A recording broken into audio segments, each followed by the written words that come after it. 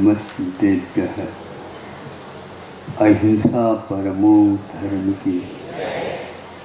आचार्य गुरुवर से कुंद कुंद भगवान की। आचार्य गुरुवर से ज्ञान सागर मुनि महाराज की। चलो परम पूज्य संत श्रोणी आचार्य भगवान विद्यासागर जी महामणि राज की। समस्त आचार्य संघ की।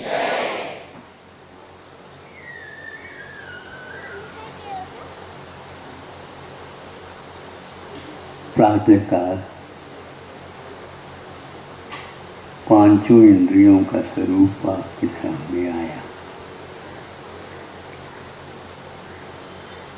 एक इंद्रियों की एक इंद्रिय होती है और उसका विषय तदर्थः स्पर्श होता है।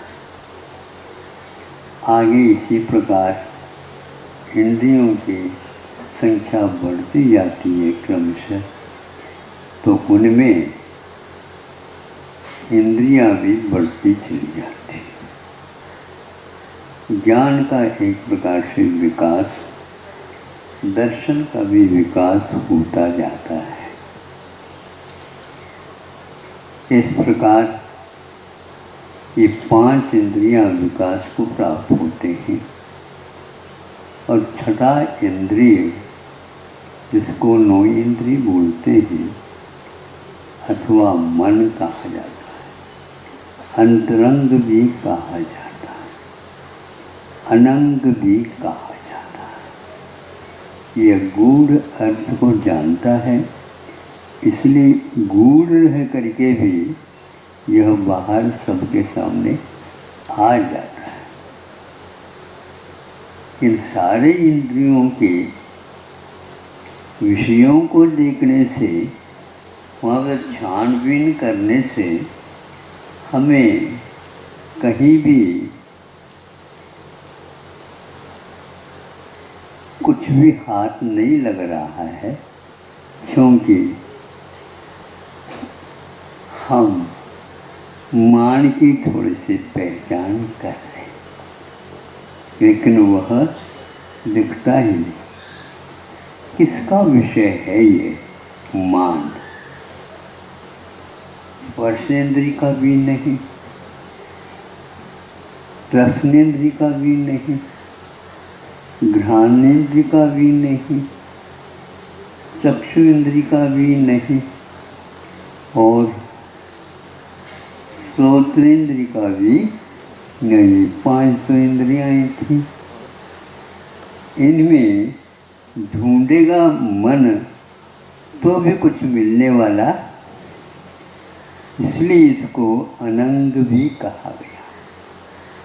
यह इसका विषय मोक्ष मार्ग की अपेक्षा से अथवा सूतक ज्ञान के विषय की अपेक्षा से भी होता है।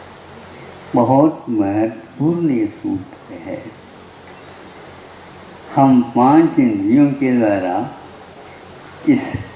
इन विषयों के अलावा कुछ भी नहीं पाते।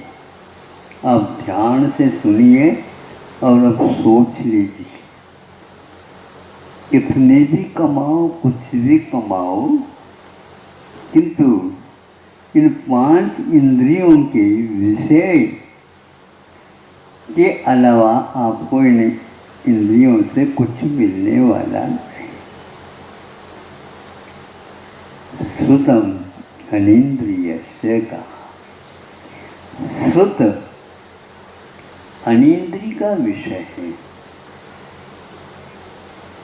सुना गया, सुनाया गया, उसको श्रुत बोलते हैं।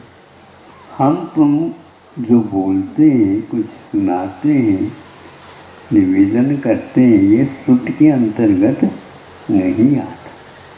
फिर भी उसका अर्थ तो कुछ न कुछ रहता है, उसके द्वारा काम चलता है। श्रुत ज्ञान क्या है, इसका भी विवेचन संक्षेप से मिला आपको। बहुत महत्वपूर्ण है ये। एक इंद्रियों को भी श्रुत होता है, श्रुत ज्ञानावरी कर्म का क्षयोक्षण उसे भी होता है, किंतु मोक्ष मार्ग में संबंध रखने वाला श्रुत उसको नहीं मिलता। ये केवल मन सहित जो जीव उसी को मिलता है। इसको उन्होंने श्रुत कहा है। जो व्यक्ति इस श्रुत के रहस्य को समझ लेता है वह मान को अपने नियंत्रण में रख सकता है। पहले हम पूछते हैं आपको रखना है नियंत्रण में मन को, फिर मान अपने आप ही रुक जाएगा। ऐसा नहीं मान हमारे घर में घुस करके आता हो और उसको रखना ही पड़ेगा, ऐसा नहीं। किंतु यह स्वेच्छा से ही आप इसको स्वीकार कर सकते हैं। दुनिया इसके सामने अनुत्तीर्ण हुआ है आज तक। जो मानव धर्म की बात यहाँ पर कही जा रही है, आप लोगों के इतिहास में आज तक मन के ऊपर नियंत्रण का पुरुषार्थ नहीं हुआ है। और इसमें क्या खुराक मिलती है हमें समझ में नहीं आता। 5 इंद्रियां तो फेल हो गई, अब रह गया सब कुछ है मिला, किंतु यदि मान नहीं है तो आप सम्मान यदि नहीं देंगे, मुनि महाराज जो पड़गाए हैं गए हैं वो भी बाहर निकल जाएंगे। सावधानी रखो भैया।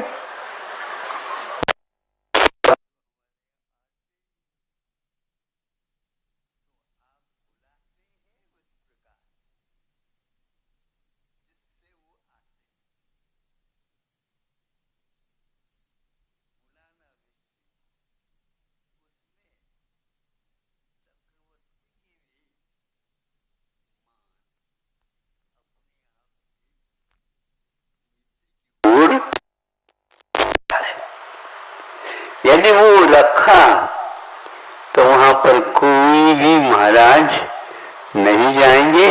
महाराज तो सही दूर रहे, कोई अजलक शुद्धक आदि का भी नहीं जा पाएगी। हम तो चक्रवर्ती, हाउ ठीक है, आप अपने कुटिया में घर में रहो। हाँ, हम उस चक्रवर्ती को नहीं चाहते, इसलिए आप हमारी यदि बात को सुनते हैं तो हम अवश्य बता देंगे कि चक्रवर्ती तो क्या है। इतना ही नहीं, चक्रवर्ती के पास बहुत कुछ धन वैभव है। आप वैराग्य पाठ इत्यादि में प्रतिदिन पढ़ते सुनाते हैं आदि आदि। 1,18,84 लाख हाथी, 9 निधियां, 14 रत्न, ये सब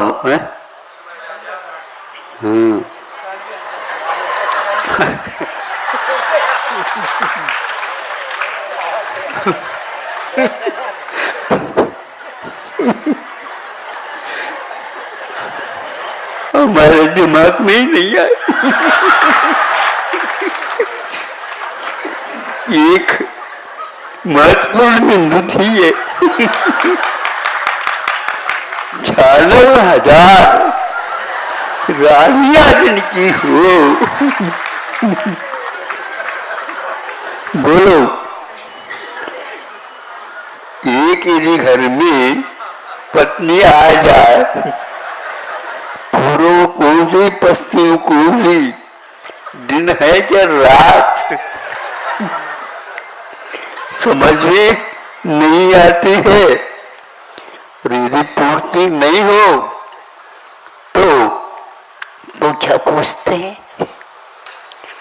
फिर देख लो, बिना नमक के रसोई आकर के बंद करके रखिए, आप कुछ भूल नहीं सकोगे। आप जो कुछ है खा लो। नहीं तो कल रोटी भी नहीं मिल पाएगी, केवल दाल खाओ। चावल मिल जाए तो भाग्य का विषय है। आप बताओ, 96,000 स्त्रियों के साथ वो कैसे रहते होंगे, जिनको इस मान के ऊपर अध्ययन काफी हुआ है। इसलिए वह इंद्र भी क्यों ना हो, चक्रवर्ती भी क्यों ना हो, और 33 आदि सागर तक अहमिंद्र भी क्यों न रहा हो, किंतु यहां पर उतरते ही सवाल यही है, नाक की बात है। हाँ, ये तो हम बता रहे हैं। अभी तक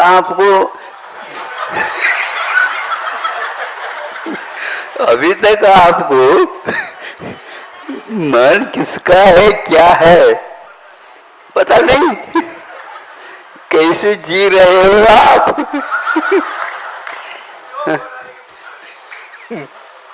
बहुत कठिन है। गर्भ में भी शिशु रहता है, संभव है उसका भी प्रभाव पड़ता है। ये कहा गया है। कैसे प्रभाव पड़ता है? जो ही उसका जन्म होता है मनुष्य जीवन में, त्यों ही उसका सर्वप्रथम मान कषाय का उदय होता है। अब लड़ो, किससे लड़ना चाहते हो, चाहे वो महिला हो चाहे पुरुष हो। मान को जीतना अपने आप में सरल नहीं है। फिर जीतने के बाद तो मान को पसीना आएगा। अब यहाँ पर कुछ चलने वाला नहीं है। मैं जन्मजात उनके पास आया हूँ, लेकिन अब यह अभी तो घर में है। जब बाहर जाएंगे अथवा मुनि बनेंगे तो उस समय क्या होगा? आपको घर में सब कुछ मिलता है, किंतु हाथ जोड़ करके अर्घ चढ़ा करके कोई भी आप लोगों को आज तक भोजन नहीं कराया होगा और करा ही नहीं सकते हैं। हाँ, शुद्धि बोलो, क्या कहती? कौन सी शुद्धि है ये? है नहीं मिलेगा ये। और दूसरे के घर जाना, अपने चक्रवर्ती का अपना महल जो था उसकी ओर नहीं जा सकते अब। लाइन खड़ी रहती है और उसके सामने से बिना रुके, फिर बिना रुके महाराज श्रावक लोग कैसे दिखेंगे? सब दिखते हैं। कैसे दिखते हैं? वो कुछ न कुछ कहते हैं, रुकिए महाराज, रुकिए रुकिए महाराज, हमारी कौन सी गलती है? आप आगे बढ़ रहे हो। अब कहने में क्या बात, इसके बिना दिखता नहीं माल। तो यह इसके उपरांत नवदा भक्ति होती है, वहां पर कोई नहीं कर रहा हो तो उसके लिए क्या करें? क्षमा करें? नहीं, उनमें से कोई भक्ति छूट गई हो तो उसके ऊपर दया करके एक आध बार मुख से नहीं पहले सर्वप्रथम वो पूजन कर जाते हैं कभी कभी। तो हमने कहा आज तो 8 भक्तियां हैं, 9वीं भक्ति नहीं है।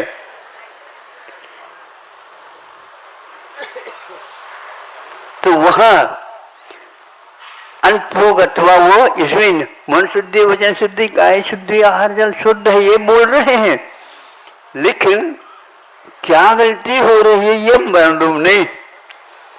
तो हम कभी कभी बस इतना पर्याप्त है, पूजा करना भूल गए थे।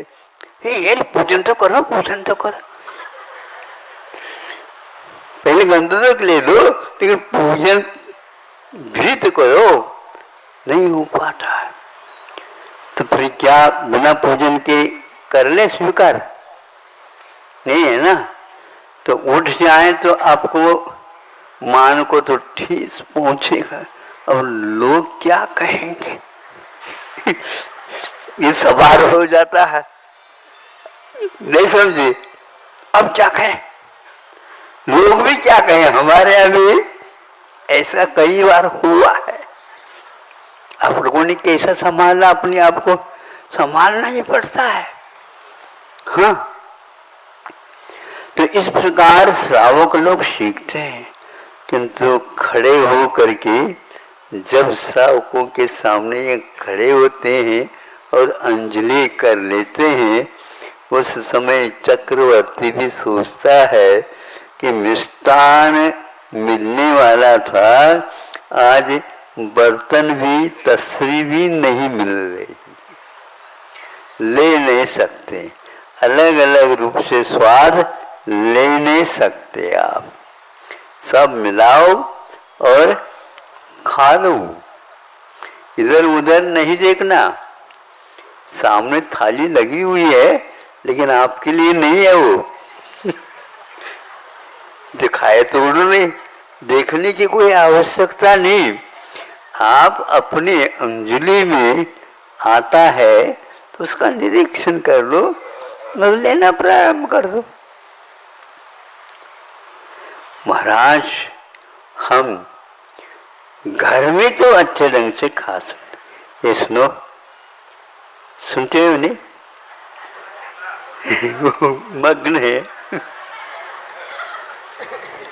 उनको समझा दो, अंतराय हो जाएगा ये।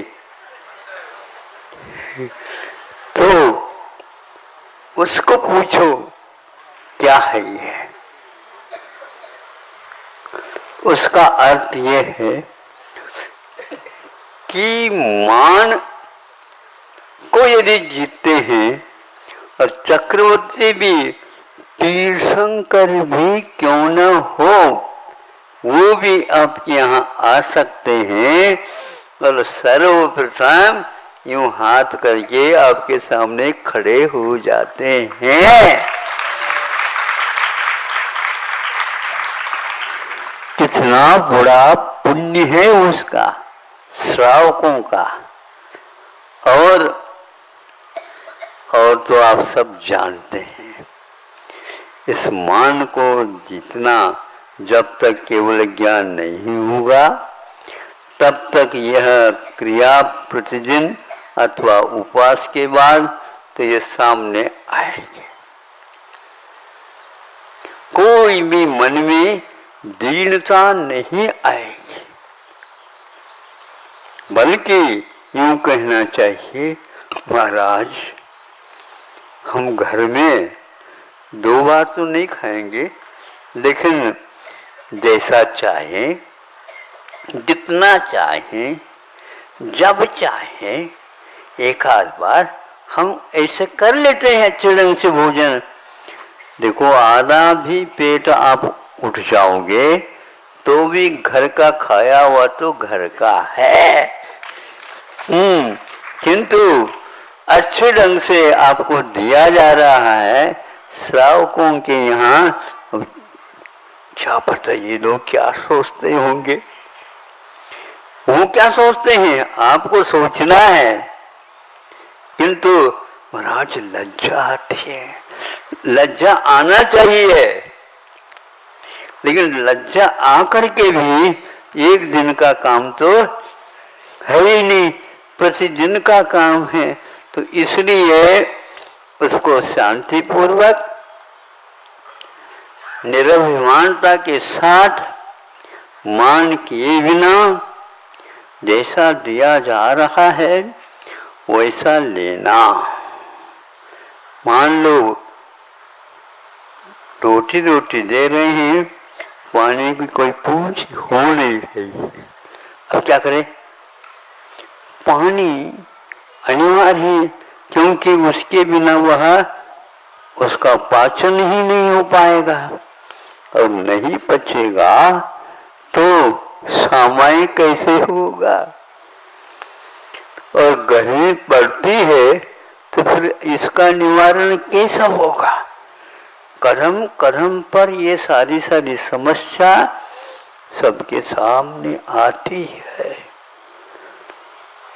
यह सबसे बड़ा मान को कीलित करने का उपाय है।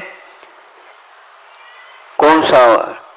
कि यूं श्रावक, अच्छा श्रावक के घर में चली जाती ले तप बढ़ावन, तप की वृद्धि के लिए ये लिया जाता है।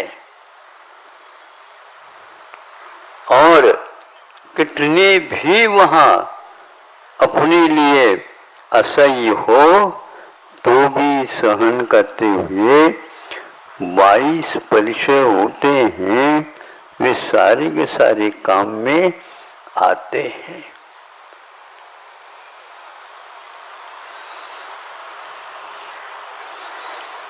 मान एक प्रकार से खुराक है मन की। मन पर यदि लगाम लगा हुआ है तो उसको इससे कोई मतलब नहीं।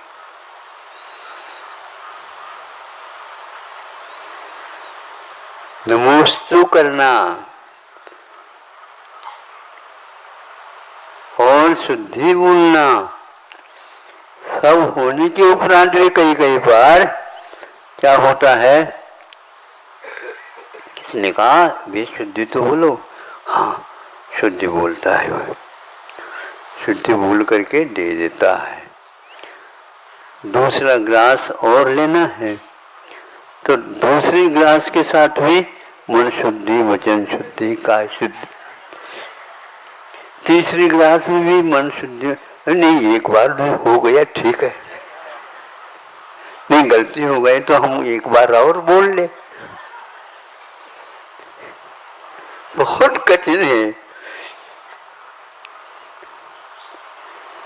तो आप लोग एक तैयार है? मन आपको चला रहा है, हाँ चल रहा है, जो अपने मनमानी कर रहा है वह किसी की बात सुनता नहीं है। आप लोग सुन रहे हो कि नहीं? वो कहता है हाँ, वह तो सुनता ही नहीं। मन का काम न हो, मन से काम लो, मोक्ष मार्ग है। ये मंत्र है हमारा। मन का काम नहीं करना, अपने आप ही सिंक भी हो तो भी आपके अंदर में रहेगा।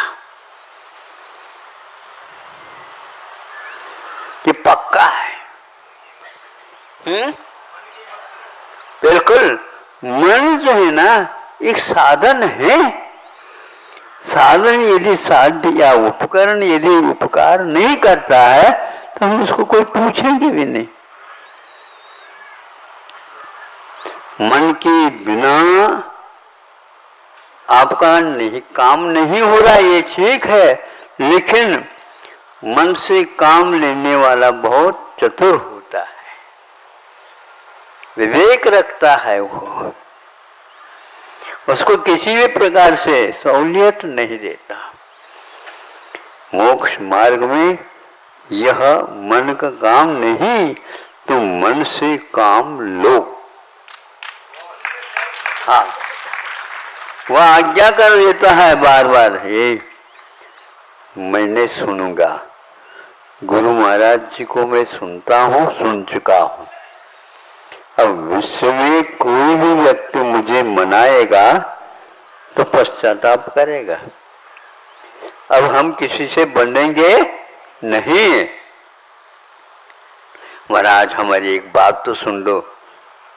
यहाँ सुनना नहीं है, सुनाना है। यदि सुनना है तो सुना दो, नहीं है तो हमें फुर्सत नहीं है। आप जा सकते हो, अथवा कहने की भी कोई आवश्यकता नहीं। यूं देखना प्रारंभ कर दिया, ये अपने कार्य में व्यस्त हो गए। आप जल्दी जल्दी मन कहीं कुछ गड़बड़ तो न कर ले, इसलिए इसकी बातों में आ जाते हो। आज का यह रवैया नहीं है, अनंत काल से होता आया है। ये 5 इंद्रियों का विकास आपके लिए इतना खतरा पैदा नहीं करता जितना कि मन के कारण खतरा होता है। और मन की खुराक है मान। उसकी बात यदि नहीं सुनते आप तो समझ लो वह क्या कर देगा। इसलिए आपको चाहिए मन के ऊपर नियंत्रण करना ही मोक्ष मार्ग है। और 22 परिचयों में सत्कार, पुरस्कार, आक्रोश परिचय है, अज्ञान और ज्ञान, ये सारे जो है प्रज्ञा और अज्ञान, ये सारे के सारे परिचय है। और इनमें मन ही काम करता रहता है। और ये महाराज के लिए भी वो ऐसे ऐसे कह रहे हैं, तो कैसे कहें बताओ? कैसे कहें? कहेंगे क्या बात हो गई? दुनिया है, इसको सुनो। इसलिए एक स्थान पर कहा है कि हम उपवास करते हैं, ठीक है, इतना ही ठीक है। उपवास करने के खेल है क्या? उपवास हम करते हैं? नहीं, उपवास फिर भी ठीक है। यदि आप उठना चाहते हैं तो उठो, लेकिन ऐसा नियम ले लो ताकि उसमें कठिनाई हो आहार मिलने में। फिर उसमें जाते समय आते समय आक्रोश परिचय को सहन करने का अभ्यास अपने आप ही हो जाएगा। इसलिए शुल्लक है, अहिलक है, आदिका है, इनके लिए वीरचर्या का उपदेश नहीं दिया गया है। और मुनि महाराज वीरचर्या के भी अधिकारी होते हैं। कुछ भी आ जाए उसी समय उपसर्ग समझ करके खड़े हो जाएंगे।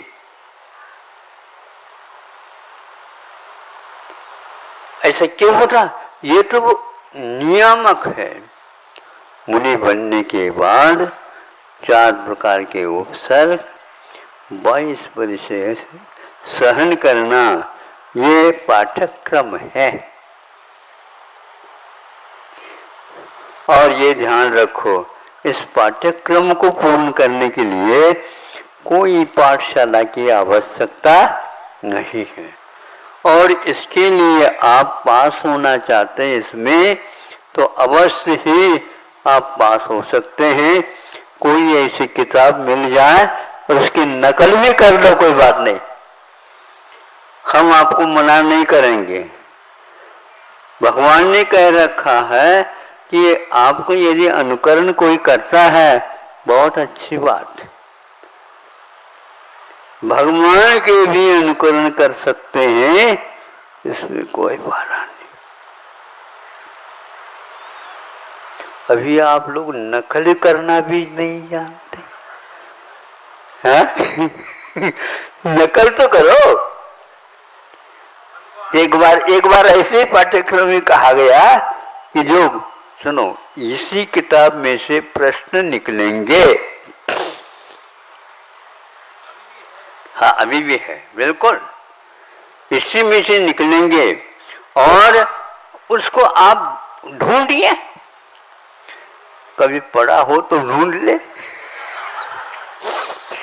हाँ, वो पढ़ा तो है ही नहीं, देखा तो है ही नहीं। ये बहुत अच्छा है, नकल कर लो। टाइम तो है, 3 घंटे रखा है, ठीक, उतना पूर्ण तो कर लो, देखेंगे तब। उससे यही ठीक था, हम देख करके नहीं, कम से कम अध्ययन कर ले और पास हो जाए। इसी प्रकार मान के लिए जितना है, किसी का भी अनुकरण आप कर सकते हो। हाँ, एक व्यक्ति को पूछा है, आप इतने सब लोगों का मान सम्मान करते रहते हो, सुनो क्यों करते हो? सुनो, हम किसी को नहीं बता देना, हम इसलिए कोई अपमान भी करता है तो मुझे कुछ भी नहीं लगता, क्योंकि मान के लिए करता हूं। सुनो, मान के लिए करता हूं, पहले तो अपमान सहन कर लो, कोई बात नहीं। देखो ये कितने निरभिमानी हैं, ये सबके मान को, अपमान को भी सहन कर लेते हैं। भीतर क्या है? ये है उद्देश्य। इसलिए नंबर मिलना बहुत कठिन है, और मान सम्मान की ओर स्वप्न में भी जो व्यक्ति नहीं जाता है, इसके लिए मुनित्व ग्रहण करना कोई विशेष बात नहीं होती। चक्रवर्ती तीनों युद्धों में हार गया, बड़े हो करके भी, और वह भी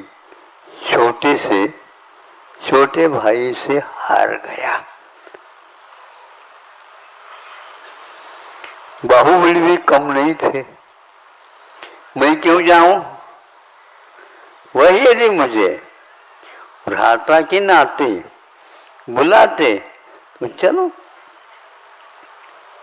वो तो कहीं गए थे और कह रहे हैं कि चक्रवर्ती बन गए, कुम्हार के यहाँ भी चाक रहता है।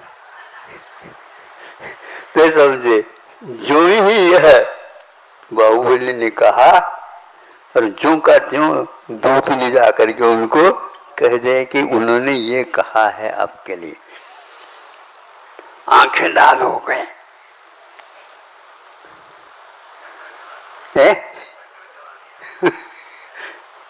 चक्र, कोई बात नहीं, ध्यान रखो, चक्र को भी सोचना पड़ेगा। बिना सोचे आप छोड़ रहे हो, ऐसा नहीं हो सकता। जब आपके पास वह यहाँ पर 3 परिक्रमा लगा करके जाकर के खड़ा हो गया, अब क्या मतलब रहा? अंतिम युद्ध में भी मिला नहीं।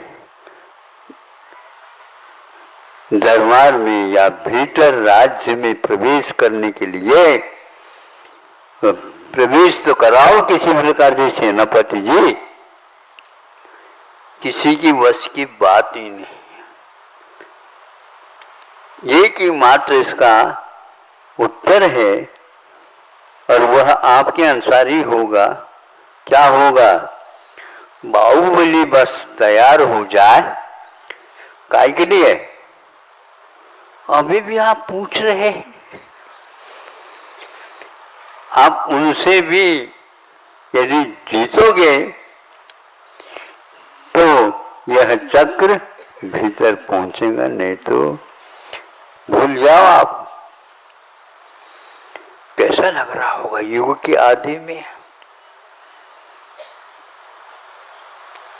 बाहुबली को इससे कोई मतलब प्रयोजन नहीं था,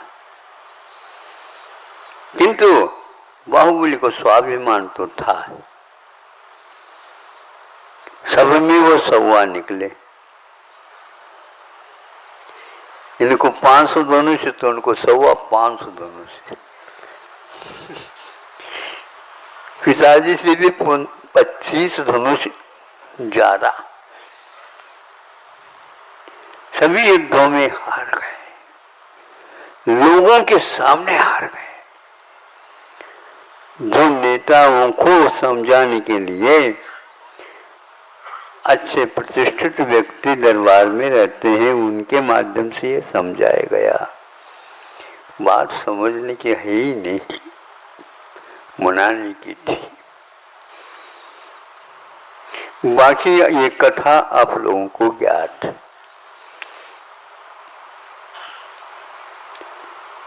इसमें कमी एक रह गई, यदि बाहुबली जी को बुद्धि में आ जाते, नहीं भैया तो है, रहने दो, बहुत दिन का विकल्प होगा उनको, अब हमें तो कोई चक्रवर्ती बनने का विकल्प नहीं, लेकिन उसको तो है, जल्दी ये जंगल चले जाते सब काम हो जाता। वो कहता ऐसा नहीं हो सकता, एक घर में एक व्यक्ति कोई वैरी है तो उसको भी जीतना अनिवार्य है। 8 प्रश्न है तो 8 प्रश्नों को आपको लिखना होगा। कृपांक नहीं मिलेंगे, या कृपा की बात नहीं है। हुआ ये, जो ही वह बाहुबली जंगल की ओर चले, त्यों ही वह राज्य में भीतर रत्न प्रवेश कर गया। लेकिन ये तो मानना पड़ेगा, यदि यहीं पर बाहुबली रह जाते, मेरी दशा क्या होती। हाँ, भरत जंगल जाता।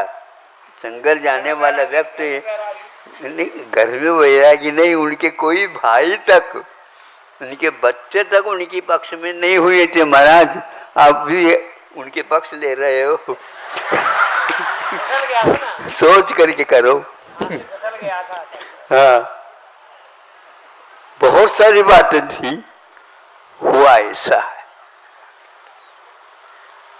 यह युग के आदि में घटित तीर्थंकर महोदय के दोनों सुपुत्र 6 खंड की विजय प्राप्त करके आए हैं, किंतु सेनापति जी क्यों नहीं हो रहा। महाराज बाहर सब कुछ हो गया, लेकिन भीतर भी संभालो, बाहुबली को संभाल लो। बाहुबली ऐसा मानने वाला नहीं है। वो कहता है जिस प्रकार आपको राज्य मिला, आप जीत करके आ गए होंगे। जो कोई छत्री तो वो है, कोई भी मेरी राज्य को कोई छीनना चाहता है तो वह कभी भी संभव नहीं है। मैं जब तक रहूंगा तब तक यह राज्य छीना नहीं जाएगा। और मुझे आपसे नहीं मिला, मुझे तो 3 लोक के नाथ बनने वाले ऋषभ, जो कि तीर्थंकर बनने वाले हैं, उनसे प्राप्त है। आप मांग लो तो मैं देने के लिए तैयार हूं, मुझे दे दो ताकि चक्ररथ में प्रवेश कर जाए। ठीक, बहुत अच्छी बात है। और वो चले गए, इनका काम हो गया। थोड़े से विलंब से हुआ, लेकिन प्रतीक्षा करने से काम हो गया। तब तक वह उनका जो तीव्र पाप का उदय था वह उपशमित हो गया। अब आप ही समझ लो, इस युग में आदिम तीर्थंकर को भी उपसर्ग हुआ 1 वर्ष तक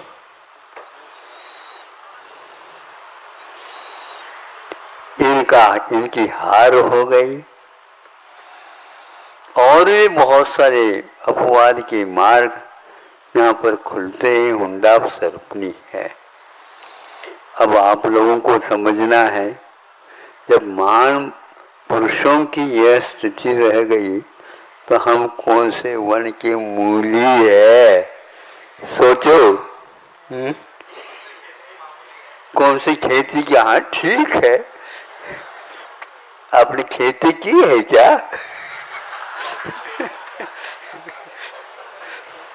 है ही ऐसा ही, मूली के बराबर भी नहीं है। इसलिए उनके वंश में बहुत सारे उनके पहले ही चले गए हैं। बाहुबली को इस युग में के आदि में प्रथम मोक्ष मिलने का सौभाग्य प्राप्त हुआ। दो और भाई थे, आनंद भी यादेगा, वह 63 सला का पुरुष में नहीं आते। ये आर्यन तीर्थंकर के सुपुत्र कामदेव थे। इसको पुरुष भी और महिलाएं भी देखते देखते थकते नहीं थे। स्वयं भरत जी को भी आकर्षण का केंद्र जो था कामदेव थे। ऐसा रूप, ऐसा लावण्य, ऐसी क्षमता, ऐसा सब कुछ गंभीरता आदि उन्हें प्राप्त थी। और उन्होंने 1 वर्ष तक खड़े हो गए, लेकिन बैठने का सवाल नहीं उठता। आज वह मिसाल है। केवल ज्ञान ही प्राप्त होना पड़ा, किंतु उनको आहार के लिए उठने का कोई अवसर ही प्राप्त नहीं हुआ। 1 वर्ष तक एक स्थान पर निराहार उपवास किए, 1 वर्ष तक। ऐसे बाहुबली भगवान को नमस्कार है। धन्य है आपका जीवन, धन्य है इन सब लोगों का। ये सारे के सारे तीर्थंकर के वंश वाले मुक्ति को जाएंगे, लेकिन जाते जाते ये भी करामत दिखा करके जाना था, और दिखा दिया और चले गए। संसार की दशा क्या बताते, आपको समझ में आए तो नहीं आ सकती। ये भीतर से कुछ ऐसी प्रेरणा मिलती है जो हम लोगों को प्रेरित करती है। बाहरी निमित्त तो बाहरी निमित्त है, इतना ही पर्याप्त समझता हूँ। अहिंसा परमो धर्मः।